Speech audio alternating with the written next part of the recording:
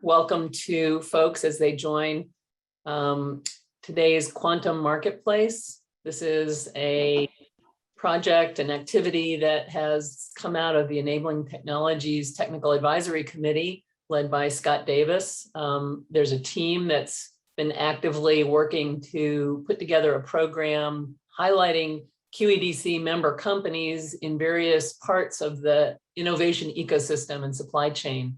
And we're really excited to hear today from several members, including from the user perspective, what the needs are and what's coming along in terms of capabilities when it comes to control electronics. And quantum systems have some special needs and requirements.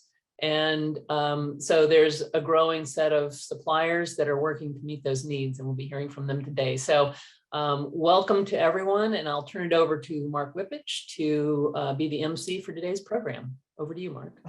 Great, thank you, Celia, and welcome everyone. Okay, so let's get into it.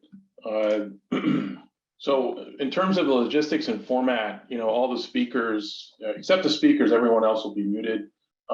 Please, if you have a question, put it in the chat window. And as we just all heard, the webinar will be recorded and it will be posted on YouTube in the future. So I'm going to give a short update on the quantum marketplace. I feel that we feel that it's we're going to talk about that a bit, what's going on there, and then also then going into some overview and trends that we're seeing in quantum control electronics, specifically RF. And then we're going to get into the lineup of today's speakers. Then we're going to have a roundtable discussion, and we'll spend a minute on the upcoming webinar schedule. So for just reminding everyone, because not everyone is aware, that we now have the fully functioning website as part of the QED-C website, which is the Quantum Marketplace website. Each company that's presented has a little video icon next to them. Also, if you click on the company name, if the company's filled out the information on who they are, what they're bringing to the marketplace, that's all provided there. Also, if you click on one of the company's videos, you can actually click on the YouTube icon, and then it will take you over to the YouTube page, which is fully public now. We're up to, I think, 39 subscribers. And so we're sort of pumping the audience here to go there and hit the subscribe button. We'd like to get this, we're working on getting this over 100. As you can see, we have the prior 6 Quantum Marketplace webinars, and all the companies that presented as individual videos as well. Okay, so some overview and trends. So superconducting quantum computing continues to grow in processing power. i.e. getting more qubits. And courtesy of IBM, we have some images here to sort of illustrate the point. But as that processing, that processing power continues to go up, but that's also driving, a need for larger cryostats and dilution refrigerators. We keep hearing from the marketplace, and that's tough. So that's also then driving the need for smaller cryo and RF components inside these cryostat dilution refrigerators. So with that, we're going to get into the lineup. And so first, we're going to have Del from XMA. Then we're going to have Chris from Marki Microwave. Then we're going to have Andy from Quantum Microwave. And then it was great that IBM Quantum decided to give Rajiv, permission to present. So we'll have him at the end, and then we'll get into the panel discussion. So Del, please take over and present your slides. Hi, everyone. My name is Del Pearson. I'm a physicist and sales engineer here at XMA Corporation, and I think we'll just jump right into kind of who we are and what we do. So XMA is a world leader in cryogenic coaxial interconnect solutions. This means that we make passive RF components. Most of our standard products look like the little silver guy down on the bottom left, and kind of our more high fidelity, newer products look a lot like the one on the right. We are vertically integrated, which means our engineering and manufacturing facilities are kind of right next to each other, so we can easily transition kind of low rate production or new products to high rate production. And that's done also through our AS9100 certification. And our end users are mostly cryostat manufacturers, design engineers, and research institutions. So we include a thin film in-house fabrication lab, and I'll get into that a bit more on the next slide because that's really our bread and butter. But we have an internal RF design engineering team, which is great. We focus on quantum applications and various other applications. And we have great quality standards, again, supported by the AS9100 certification, not directly related to quantum, but certainly helps our process run smoothly from engineering to manufacturing. We also have a knowledgeable sales and application engineering team, which I'm part of, which I really enjoy working with them. And they really help kind of connect the customer to our engineering team. Getting into things, we have our own resistive network lab, as I indicated before. So this includes thin film deposition and laser trimming. We work with a variety of substrate materials, which really helps kind of with thermalization and material science research there, along with our sputtering. We use a lot of nichrome, which I know is pretty key for this industry. So we love working with other industry leaders to improve thermalization through our lab. And that's something that makes XMA pretty special. So that's kind of how we do it, but in terms of what we do, we have a full suite of passive RF solutions. This includes attenuators, adapters, DC blocks, couplers, power dividers. I'll stop there, but there's a few more. They all run from DC to 65 gigahertz with a variety of connectors, and we do room temperature to 10 millikelvin, so from the top to the bottom of the fridge. We have a variety of connector interfaces. So we do ribbon cabling, we do SMPMs, SMPs, SMAs, really kind of you name it, we can figure it out. And we do this through some high density multi-line components, such as the block that I pointed out before, and with discrete package sizes. So if your attenuation values need to change within your fridge, you can easily do that while keeping a high density component to it. All in all, this solves concerns with thermalization, and we do that again at the chip level through looking at the substrates and the different sputtering materials and through the outer conductor materials. So you'll see a lot of the kind of special products that I've pointed out are gold-plated copper, and we do a lot of material science research there to ensure that we're using kind of the best version of every material. We also look at the internal geometry of everything to make sure that the heat is trying to escape through the body of the attenuator rather than down the RF line. We also do a lot of scaling. Over to the right, you'll see another kind of high density block that has 8 ports in less than 1 square inch, which is something we're really proud of. And that helps kind of the industry get to that 1,000 qubit mark, which everyone is striving for. One issue that this does bring up is crosstalk, which is something we're very cognizant of. And we've done enough research on our blocks and tried different internal geometries to ensure that there is now no crosstalk happening in our blocks, so all of your lines stay discrete. One thing we're super excited about is our new IR filtering, and this kind of brings up the point of working with industry leaders. So a lot of different labs and universities came to us and they said, you know, we keep making these IR filters and they just keep breaking or not working how we want them to. And we said, well, okay, perfect. We're a manufacturer. We've got this in the bag. So we've been working really hard on this all year, and we're hoping they'll come out in Q1 of 2022. So look forward to that. All in all, this directly improves coherence times through our IR filtering, signal cleanliness through our thermalization. So you're really making sure that that line is not kind of gathering heat along the way, and computing power through our high density. Another thing we've been working on that we're excited to announce is our calibration standard. So again, we were approached by some labs and universities, and they described that they were having some issues knowing that their well-calibrated parts at room temperature were still well-calibrated at 10 millikelvin. So we've been working that with a variety of institutions and look forward to getting those out into the world as well. All in all, we're excited to kind of keep collaborating with industry leaders, and we're here today to kind of push home that that's what we want to do. As many products that we make and pump out, we want to hear from you and make for you. And we're excited to just kind of tell you what we do and about our new products. So thanks for tuning in. Again, I'm Del, and if you want to reach us, you can use quantum@xmacorp.com. Great, thank you, Del. Just one quick question, and Chris, get ready to present. One question on your IR noise reduction. Can you expand on that a bit? You're blocking infrared light, infrared radiation? Yep. So a lot of black body radiation happens within these fridges. Well, not a lot because they're cold, obviously, but they are seeing some leakage from different levels. So we're using kind of an EcoZorb material in a special manufactured way that I can't talk too much about. But Sure. we're using that material to kind of block those particles coming in. And we'll definitely have more information for you as we roll out this product line. Okay, thanks a lot. I am Chris Marki. I'm the CEO of Marki Microwave. I'll give you a little bit of a background in terms of who we are, what we do, and how we fit into the ecosystem of quantum right now. There we go.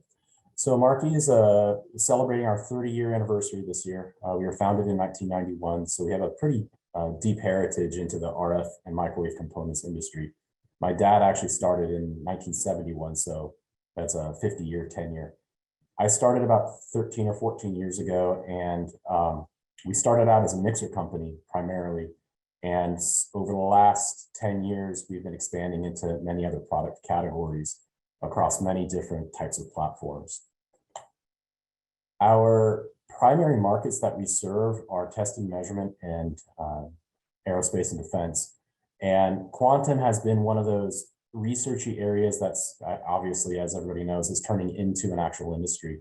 And so I think that our lineage dates back to customers buying our IQ mixers and using those for quantum qubit control.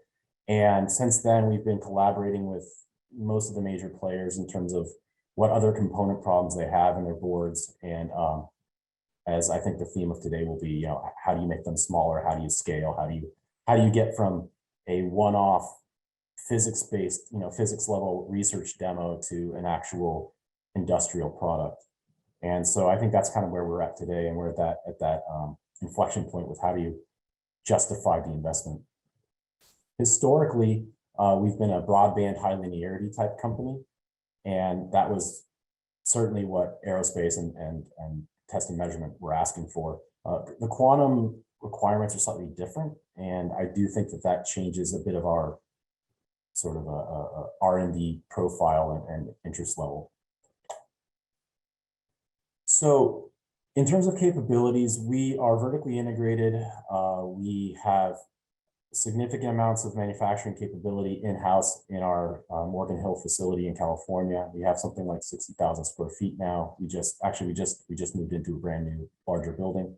We have manual assembly, doing hybrid assembly, solder assembly. We have automated assembly in-house, and we also go to CMs for that. And then we also do microelectronics assembly. And significant numbers of our products these days are now mimic semiconductors. So we're also a fabless IC company. I think where we fit in the ecosystem, or what makes us interesting, particularly for quantum right now, is that we have a very good understanding of both the call it one-off connectorized type modules that I think researchers tend to begin with when they're doing baseline experiments, but we also have experience ramping to hundreds of thousands of units through things like miniaturization, surface mounting, mimic assembly, that sort of thing. And we know we have a very good understanding of all the different manufacturing techniques available to us today. And I think that's generally when we speak to quantum companies, that's what we tend to focus on now, is how do you pivot from these very expensive, larger connectorized modules to something that's more of a die level chip in package solution. We sell numerous different components that fall into the quantum framework. I think namely we're best known for the IQ mixers, but we also sell various filtering components. It was just mentioned about the IR filters. We've been doing that for over a decade, actually. We sell a lot of products that are used at room temperature, like balance, mixers, filters. And we also have capability and are working on other things such as LNAs, attenuators, and many other products, especially that could be built for scale using semiconductor capability. So to summarize, we are an American company. Most of what we do is fabricated and assembled here. And We have knowledge of connectorized, hybrid, and MIMIC solutions. And currently we are partnering with many of the players in the industry selling mixers and other things. And we're seeking, relationships with companies who are willing to, I guess, partner to help expand these products to put them into larger systems. Because I think right now, and the theme of today will be, how do you justify the investment? And so I think that's where we're at today.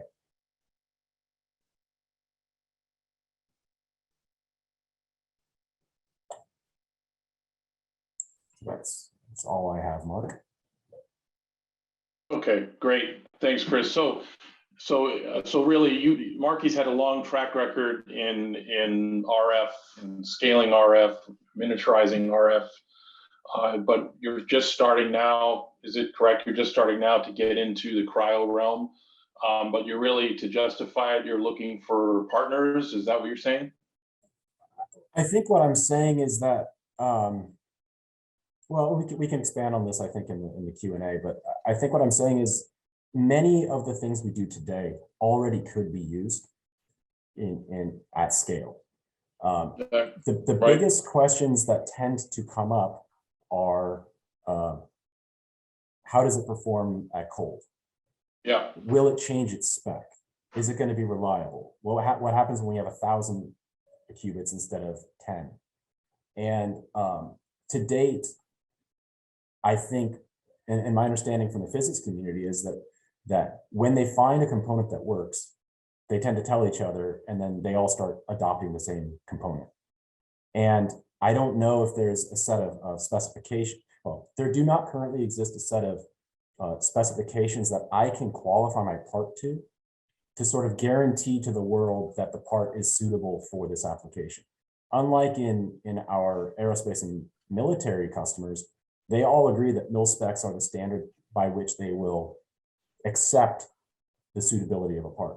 There's no such thing of that in cryo, and I've been I guess banging the table to the quantum community for some time that we really need to agree on a set of specifications, and primarily I would say they're mechanical specifications, like will the thing break, or what materials are acceptable. So let's definitely get into that more in the panel. I have a couple of questions that go right to the point of that, right? Sure. So thank you. So let's go, Andy, you're next. Hello, everyone. I'm Andy Coben. I'm the president of Quantum Microwave. We make cryogenic microwave components that work for quantum computing. Our products operate down to the millikelvin temperatures, and we have a complete online store with same-day shipping. We sell low noise factory, Raytheon BBN, and our own line of cryogenic microwave components. Just recently, Raytheon asked Quantum Microwave to promote their new line of cryogenic products. They'll have a lot of products coming out in the new year, but for this presentation, we're talking about their new wideband JPA. On the bottom picture, you're going to see a combination of quantum microwave products and low noise factory cryogenic LNAs. So let's start by talking about the low noise factory isolators and circulators. Low noise factory offers a line of isolators and circulators that are made out of OFHC copper. They're stackable, they're mountable, and they look something like this. This particular version is a single junction isolator. They're the only ones in the industry that have a thermalized termination. So this is a 50 ohm termination, but if you measure it at DC, it will be a short circuit. RF-wise, it's 50 ohms. So it's a perfectly thermalized isolator. Low noise factory also offers single junction, dual junction, and triple junction versions. You can see this particular model is a circulator, isolator, isolator. You can order any combination of ferrite device with any combination of isolators and circulators. If you need more shielding, Low Noise Factory offers a second mu metal shield to protect any other devices from magnets moving back and forth. But now we're going to talk about the quantum microwave attenuators. This particular version is an SMA, a 2.92 millimeter connector that goes to 40 gigahertz. We use very thin crystalline quartz attenuators with nichrome resistors. These are thermalized and mounted to gold-plated OFHC copper, no nickel, non-magnetic. Here you can see how you can thermalize them directly to the cold plate. So you can stack as many as you want and fit into a small place. But if you want to go through the cold plate, we have a make your own attenuator array. Here you can see we made a 2-channel attenuator array with SMA connectors, female to female. Here, I made a female to female 8-channel on one side and male on the other side. So these mount right through the cold plate. So you can connect a cable to one side, a cable to the other side, drop the power to go to the next lower cold stage, and have perfect thermalization. Again, crystalline quartz on OFHC copper. Here, we have an 8-channel crystalline quartz attenuator array, GPO. So it can connect right through the cold plate, and the users can just connect the cables. Here is our line of RF chokes. They operate down to 10 millikelvin. We also offer bias tees and diplexers. We also have superconducting versions and non-magnetic versions. So there's no heat load in some of our versions. Here is our thermalized 50 ohm load. Here is our 4 to 12 gigahertz cryogenic directional coupler that comes in all values. You can get it in 3, 6, 10, 16, and 20 dB. Okay, now we're going to talk about Low Noise Factory. Low Noise Factory makes the lowest noise hemp transistors in the industry. They make low noise amplifiers that operate from 200 megahertz to 115 gigahertz. This is the one that's the most popular one, 4 to 8 gigahertz, 1.5 Kelvin noise temperature, the lowest noise temperature in the industry. Now, some people want to get to the 1,000 qubits. So we have what we call the small slimline stackable version. You can just stack these right on top of each other and get many channels in a very small space. And then last, we're proud and excited to be offering the Raytheon BBN new JPA. It has a gain of 20 dB, a tunable center frequency of 5 to 7 gigahertz, an instantaneous bandwidth of 300 megahertz, and it has 295 millikelvin noise temperature, operating in the millikelvin temperature range. Thank you for your time. And if you have any questions, we're always available. Thank you, Andy. So the JPA, can you go back to that just for a second? Go back one slide. So that's pretty exciting. And you're the exclusive distributor for that? I don't know if we're the exclusive, but we are the distributor of choice for that. We'll go with that. Okay, I see. And they plan to be offering other exciting products, which we will be announcing in the first of next year. Okay, great. Yeah. Okay. Well, thank you. Thank you. Rajiv, you're next. All right, my name is Rajiv. I'm the program director for worldwide deployment and systems engineering at IBM Quantum. I will say many of the things I've heard so far probably already stole some of the thunder of what we are looking at from suppliers, but I'll still talk through it. Let me take a few seconds just to kind of walk you through what IBM Quantum does. This is really a stack view of the various industry segments, if you will, for the quantum computing industry, kind of hardware, control systems and software at the bottom, applications and services. We certainly are what we would call a full stack or an end-to-end provider. There are many others, many other members of QED-C that serve some of the other markets. So, and of course, just highlighted at the bottom there, we focus on superconducting qubit systems. So this is our roadmap that we published a little over a year ago, and we've been kind of marching towards. We updated it in our Quantum Summit about a few weeks ago. Really, we've been, I think, doing a great job just marching through our roadmap over the last few years. We've shown scaling our hardware as well as all the other aspects that go in terms of introducing features into our software stack, algorithms, as well as application services that kind of go along with it to really make these quantum computers useful.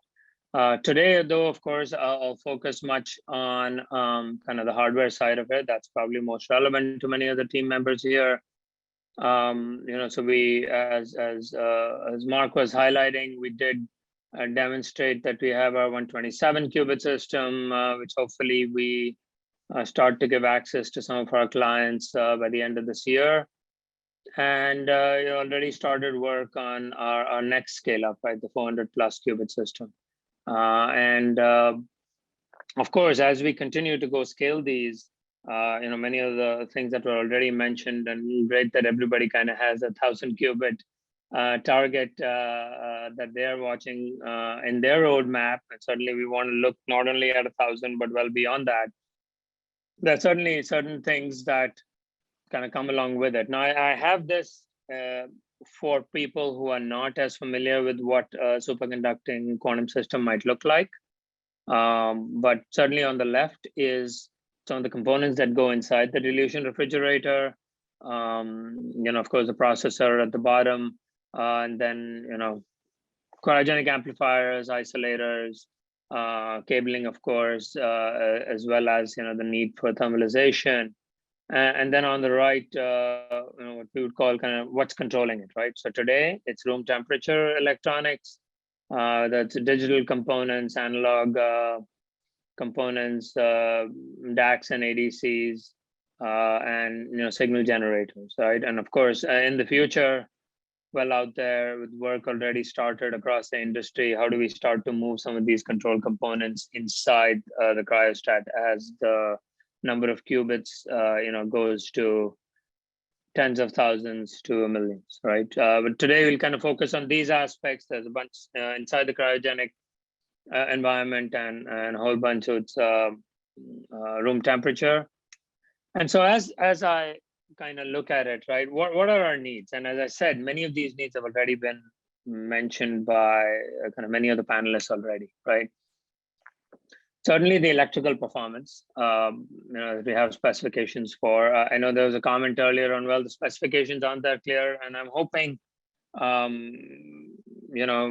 we can connect so there is clarity, especially on many of the components that are inside the cryostat on what we need those technical specifications to be. Certainly, the mention of thermalization came up. That's important as well, especially as we start to scale up.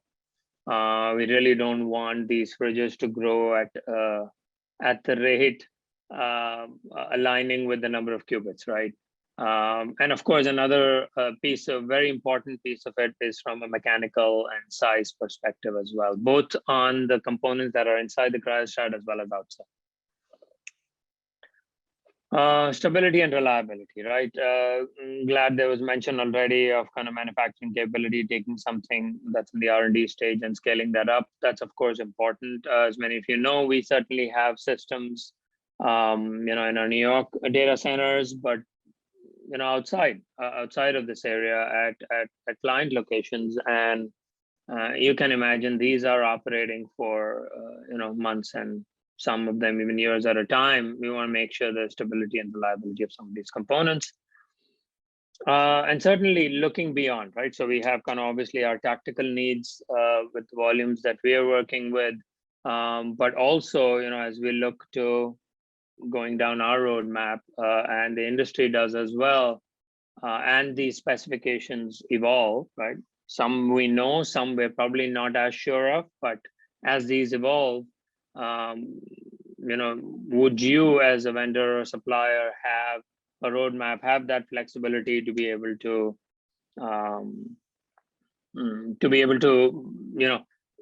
provide those, test those, see if it meets specifications, and then include them in system testing, and then of course the manufacturing capability and the controls that look at both volume as well as turnaround, right? So what can we bring to the table? Certainly from a technical specifications point of view, as I said, I think there are many that we have a good handle on based on our experience and understanding, and others where I think a lot of it will evolve as we learn more and we kind of continue down our road, right? Certainly, in terms of capability, I think we certainly have a good understanding of how qubits work, what kind of specifications are needed to get to the fidelities that we are looking for in our systems. And so a system application test is something we could enable once we've kind of have had a chance by suppliers and vendors to be able to look at those components at the temperature, whether it's cryogenic temperature or so on. And we have an understanding that it certainly meets those specifications. And then, hopefully provide that opportunity to the suppliers and vendors as we continue to grow. We see a fairly we have an aggressive roadmap on where we see the industry going, and certainly that translates to higher volumes and broader use. I'm sure that's discussed in many of the other tags within QED-C and elsewhere. And we're hoping that our suppliers going to grow with us. I think that is it. I do have a chart here that just talks about our worldwide presence. I think some of you may know this, but I'll stop here and then you can take the rest in panel discussion, Q&A. Okay, great. Thank you, Rajiv. So there's a quick question, you can decline it or answer from one of the people in the chat. They were asking about the noise performance of the new 127 qubit system. Yeah, no, I'll mention it. I mean, I think honestly, at this point, some of the qubits are showing numbers very similar to what we've had on our Falcon 27 as well as our Hummingbird 65. But we're still kind of working on the system that we're kind of bringing out to clients. So hopefully everybody will get a chance to look at those numbers. We usually have them on our cloud services website. If I'll get a chance, I'll probably be able to post that link. And then when that data gets populated, everybody will get a chance to look at it. But at a high level, 2 qubit gates are in the 1% to 2% range. Great, thank you. All right, I'm going to share my screen again. You can turn off your share. Yep.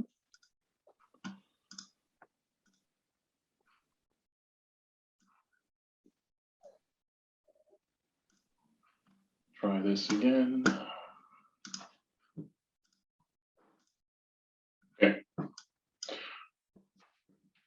Okay, so let's go right into, I'm going to change the order here of the panel questions a little bit, but I think there's a theme that I've been hearing actually over the past month, not only preparing for this, but also for the next webinar, which is on test and measurement. And, so I think the topic here that best describes what I'm seeing is, getting from here to there is, quantum computing is still early in its evolution, right? And so when we look at, superconducting quantum computing, one of the themes that we're hearing is there's standards, like Chris had pointed out, there's maybe not enough standards yet. But the other thing is, there really isn't always next generation metrology in place, and you normally would need metrology to be able to measure so that the manufacturers could make what is actually needed. So I'm going to ask one of the providers, Andy, Chris, or Del, do you want to answer first? I think all of you should, if you have something on this, you should definitely mention it because the next webinar that we're going to have is actually going to get into this again. So this is a great opportunity to just start this conversation here. Yeah, I'm happy to hop in. So as Chris Marki mentioned, we have all kinds of standards at room temperature. And I think something that XMA has been looking at is it's important to have these similar standards down at the millikelvin temperatures. So something that we're working on that I briefly mentioned was a TRL and an SOLT calibration kit. And that's something that we've been kind of working with the industry with.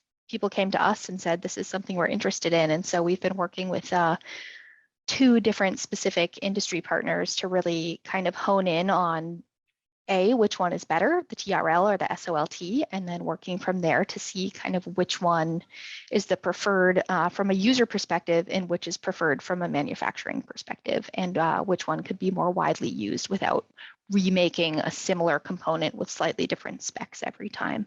So it's certainly something on XMA's roadmap, but I think in terms of, we'll say, comparable mill standards, I think that's a really good question, kind of where those will come from and what they'll turn into. Great, great. Chris, Andy, you want to go next? I guess I have a question for Del, which is, because I would imagine you guys have wrestled with this, but do you actually perform the tests in your factory, like for qualification, or do you do production testing at these temperatures? Do you intend to? Do you think component companies should? Because I think this is that's a major cost driver, especially as we scale. Yeah, I agree. I think companies should if they're able to. I think that's really important that production can kind of work back and forth directly, kind of looking at what's working and what's not working in real time. But I get today, and maybe Andy could comment on this because I know he's selling so much of this, specifically quantum product. But like, I had heard that one of the scaling limits for low noise factory was the testing. But I don't know if that's true or not. Yeah, so low noise factory tests everything 100% cryogenically. So when you get their LNA, they will tell you set the current to 6.3 milliamps or whatever the number is. And if you set the current to this, you will get your 1.5 Kelvin noise temperature and you'll get your 42 dB of gain. So they give a specific DC current to achieve this performance. Now, on the products we develop, we didn't develop them for us. An MIT or a Caltech or someone like that would come to us and say, well, we want this attenuator, but we're tired of alumina nitride or alumina or whatever it is. We need it to be done with crystalline quartz. So we went to them and we said, well, if you fund us a little bit, we'll do the rest on our own dollar.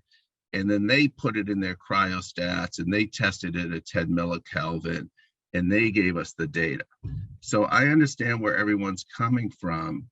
And in fact, between myself and quite a few companies in Massachusetts, we went to the state of Massachusetts and we said, can you help us do this testing? And can there be a service for it? And I think Mark's starting to hear about that at UMass, they will be offering these type of testing services for people like us. So that will be coming in the next year or so. I think you've heard about that, right, Mark? Yeah, I've heard about that, and others getting in too, and so it seems like it's a great way to sort of supplement some of that. Yeah, so these services are going to be available for anyone. You can hire UMass and you can get your components tested at 10 millikelvin. So it's coming. Yeah, great. Rajiv, do you want to make a comment on this too? Because you're talking about sort of IBM helping with this process. What are you? Can you go in more detail with that? Yeah, so absolutely, and certainly I would agree with what Del said and what Andy, you said LNF is doing, right? Really, we are looking. I mean, when we look and evaluate parts, we're certainly hoping that especially cryogenic parts that they have been tested and spec'd at cryogenic temperatures, right? And partly because I think many of these suppliers who are focusing on these have that capability. What we are certainly suggesting is once we kind of have those, and as we look beyond in the roadmap, we have the opportunity to be able to test them at a system level, right? So look at qubits and see how qubit performance is once some of those technical specifications are met. So that's certainly something we can offer up, but it certainly needs that kind of minimum bar for those specifications being met at those temperatures. And I'm sure there'll be cases where we may have to go tweak specifications if we find that what's been what's in our spec or what spec that the vendor is driving to is maybe not good enough, or maybe an overkill when it comes to qubit performance, right? So that's something I'm sure we'll kind of iterate on. But the reality is, I know I see that in the chat as well. I think that has to be a key requirement, because there is some level of angst that goes, and we'd rather be focusing on growing and scaling our systems as opposed to too much of component testing. Yeah.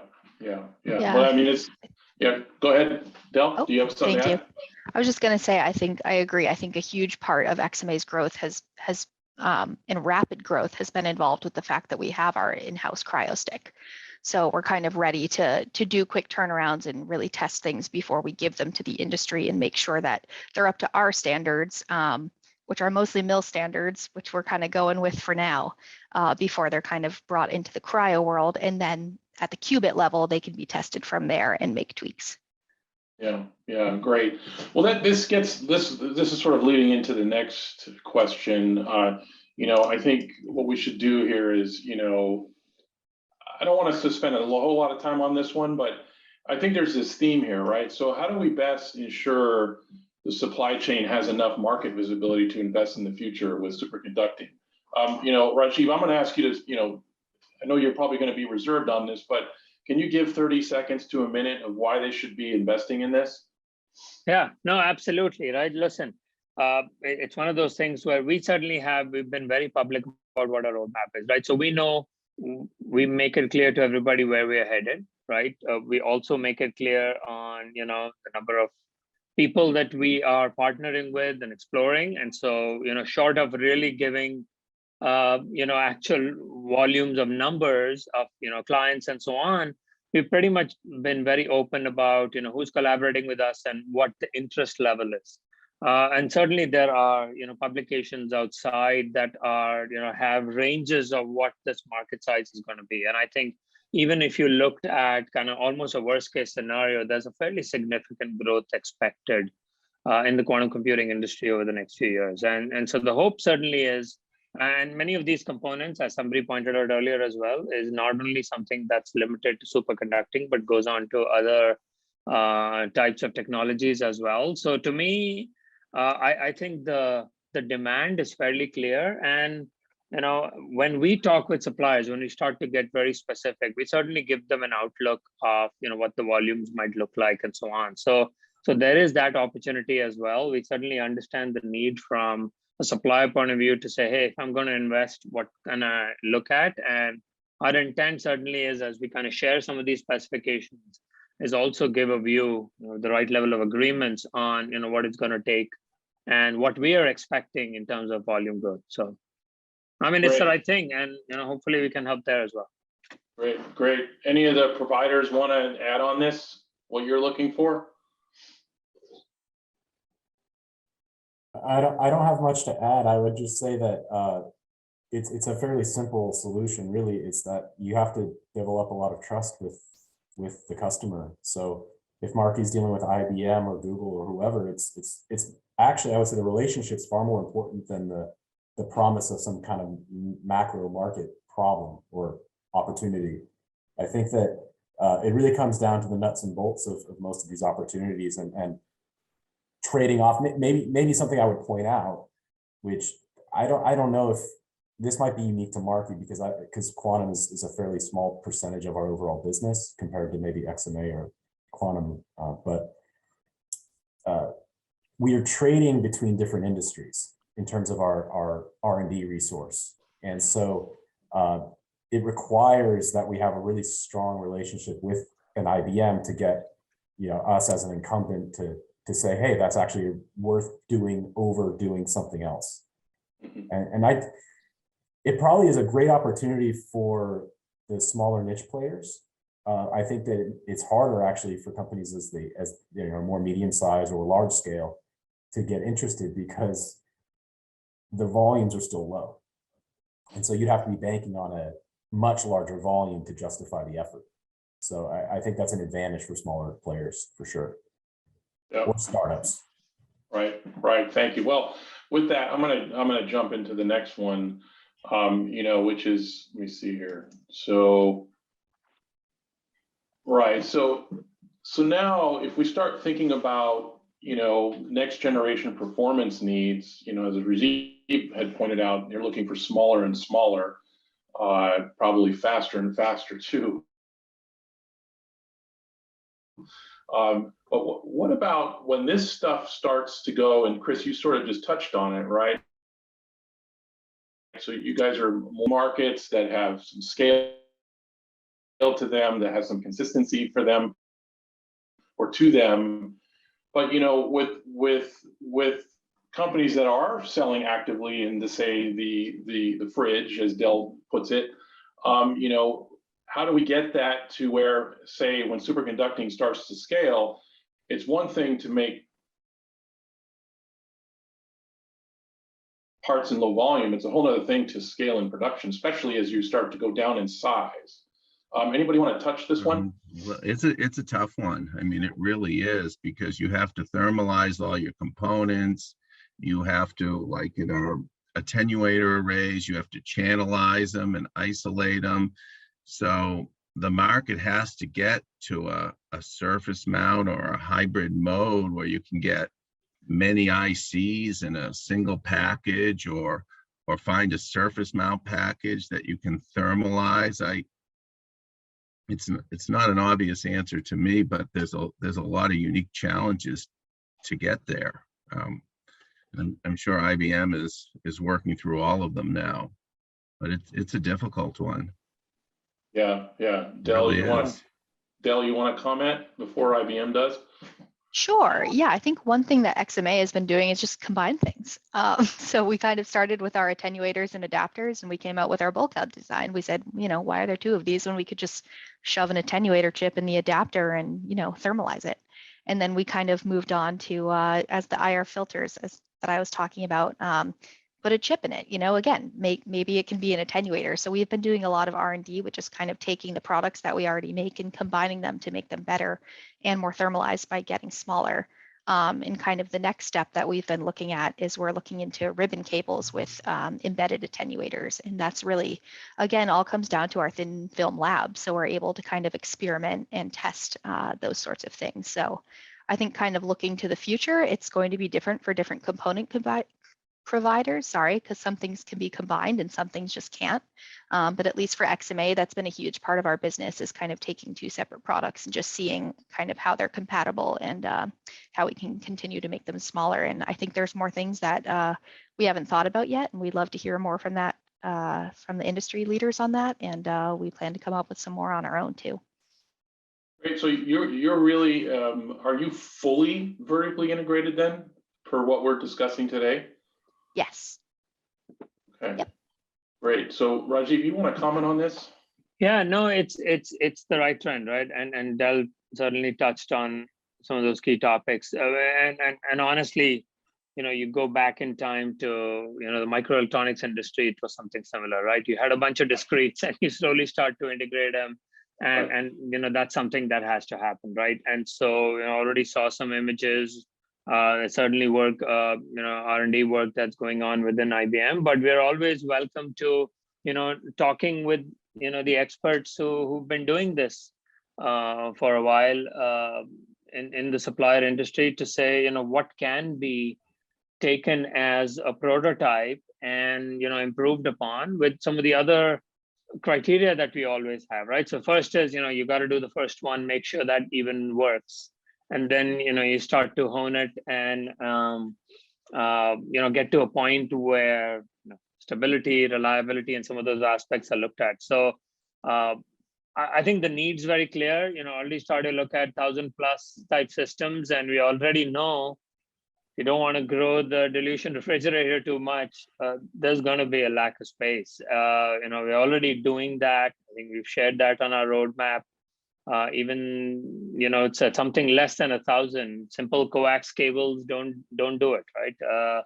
And so there are already things that we are facing, and the discretes are next. And so anything that we are willing to work with some of our key suppliers and vendors, share some ideas if they're open to it, and I'm sure collaboration there can lead to something that not only works for us but works for the industry.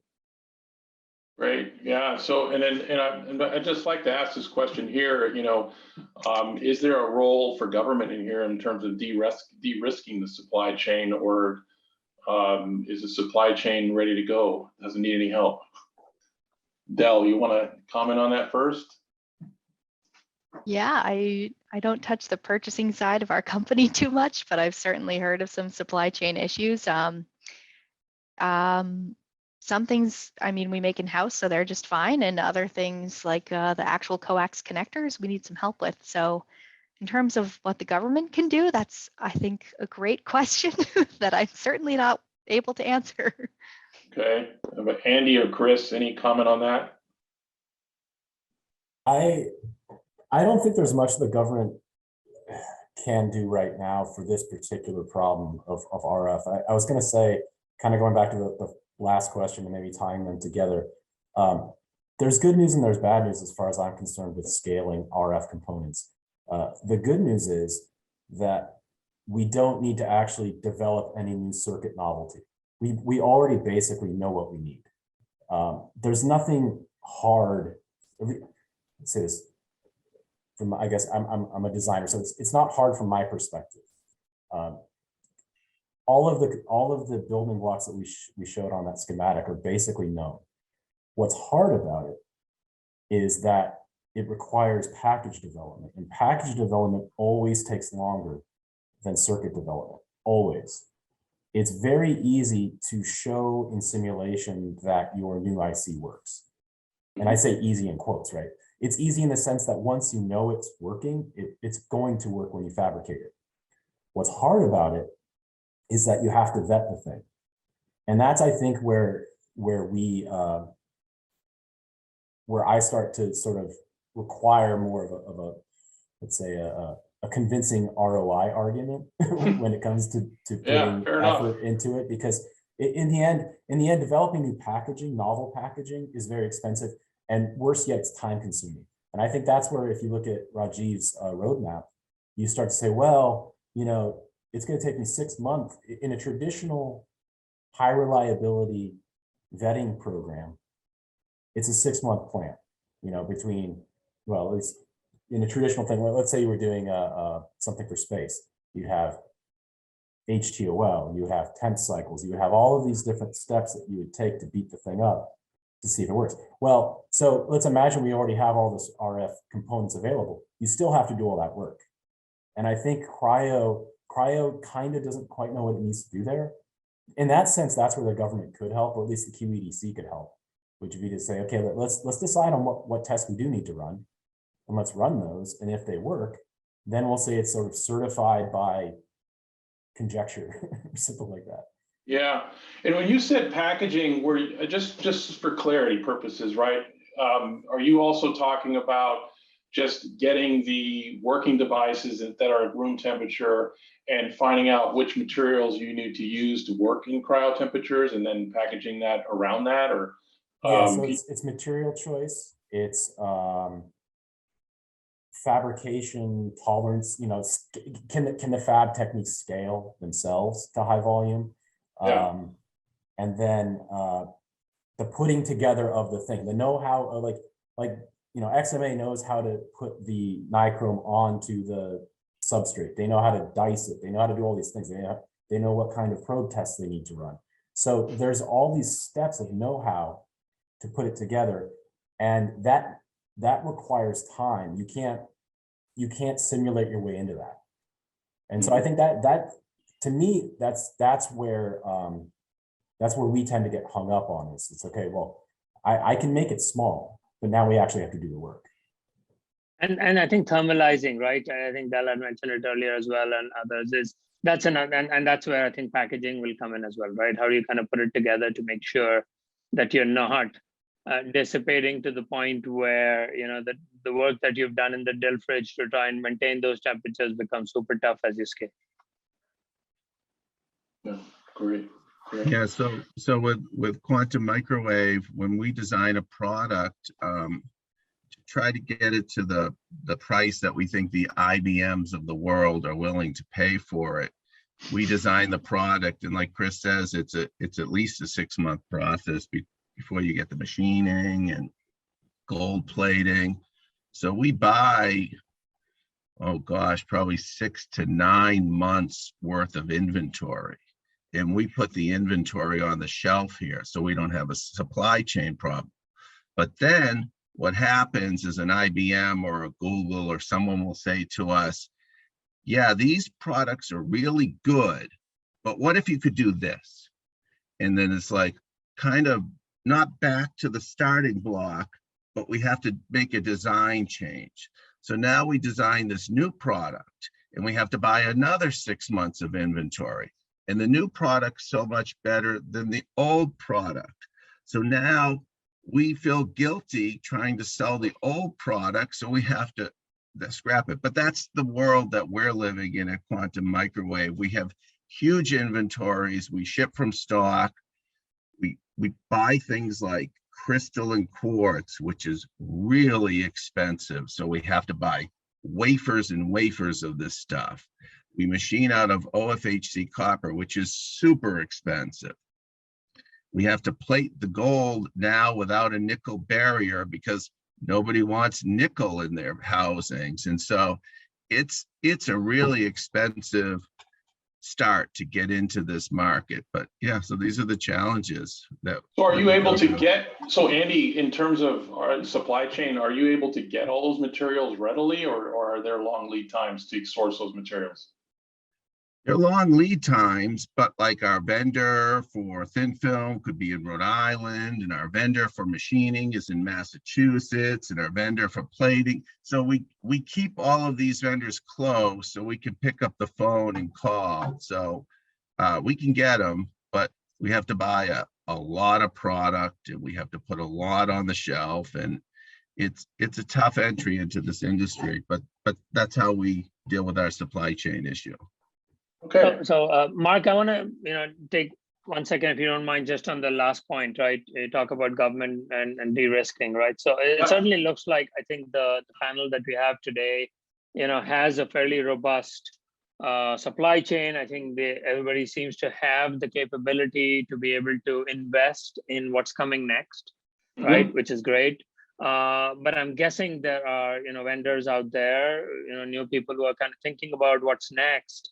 Honestly, components that we may not necessarily even be using today, right? That will come up later, that are going to be more relevant to 1,000 plus qubit systems. And I would imagine there'd be a subset of those who would be interested in getting, some kind of seed funding to be able to kind of support that kind of development that's needed, right? Whether it's in testing, whether it's in the actual product development, and the time it takes to be able to support, the technical expertise to do that, till they get to a point where they can have components that the industry will take, and then it can be self-sustaining. So I feel there is a possibility and a role there. Yeah, thank you for that, Rajiv. Thank you. So I want to respond to Rajiv really quick. So I don't want to, I actually do think the government might be able to foster something that I think is needed. And what I think is needed is what we've kind of all said, which is having a test lab. So Andy mentioned it, I guess at UMass. That's the first I've heard of that. Yeah, but, and it's funded by Massachusetts through the government. Right. So in my view, some kind of public-private partnership may work, or possibly a QED-C sort of boosted startup of sorts. We have this capability when it comes to reliability testing for electronics. I can go today to various contracting companies and they can do SEMs for me, and they can do temp cycles for me. They can do ESD testing. We need that in quantum, in my opinion. There should be a cryo equivalent of what we already do today to vet out packaging, basically. So if the government can, if there are techniques and levers they can pull, and I've talked to Celia about this already, so she knows, but I would strongly advocate we try to get back going. I know NIST might be available to do something, but I do think though it probably can't be through a university. It probably can't be through NIST ultimately. It needs to be a company, because I think you got to start somewhere though, right, Chris? You got to start somewhere, right? You got to start somewhere, but based on the aggressiveness of these roadmaps, it's before you know it, you're going to be wishing you weren't dealing with NIST, and you'd be wishing you were dealing with a for-profit company. And then nothing against NIST. We're also hearing, well, there needs to be standards, there needs to be, or how do I test for this, or how do I test for that? So, some of that needs to start somewhere. And I agree, if it's too aggressive, then it has to get out of those facilities and into, standards, right, that are in commercial environments. But okay, great. Anybody else want to add on to this before I get into the upcoming webinars? I think we've exhausted it. Want to go ahead? I want to thank this group very much for a very sort of frank and lively discussion. And as Chris said at the end, there could well be something, and I'm going to follow up with Andy, I guess, to learn more about the Massachusetts experiment.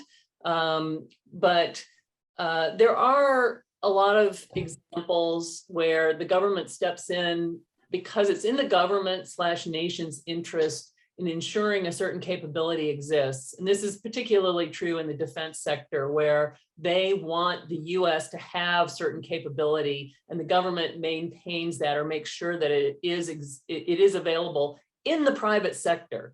And so while we don't want to necessarily look entirely like the defense industry in every way, I think that there are examples, the government, we can point to those kinds of past precedent where the government stepped in to make sure that something was available. And so I think that's worth exploring, those kinds of models. So thank you very much for your discussion today. Thank you, Celia. There was one more question before I go to the schedule. This may have been addressed already, but are any of the vendors dependent on supply chain items that come from foreign countries that might become jeopardy someday? Sort of open-ended. Anybody want to touch it? Well, I mean, directly speaking, no, we would be okay. We would have the ability to pivot in the few things we do get overseas. But what if Marki Microwave went into, dilution refrigerator RF? It wouldn't affect. Most of what we buy is domestic. All right, great. Thank you. Yeah, Del or Andy, you want to comment? Yeah, we're pretty self-sustaining here in the USA. So we can't think of anything that would affect us. Yeah. Yeah, the same with us. We do. Yeah. Well, except for Illinois factory. Right. But they're in one of the friendly countries with us. So yeah, there's no issues there. Okay, great. So I'm going to go to, thank you, everybody. Really great discussion. Awesome. So that was quantum control electronics. And then we're looking at quantum test and measurement in January. And we're in the process also for planning out all of 2022. So we'll be in touch probably with many of you on various topics of how we plan that out. But again, thank you very much. This was awesome.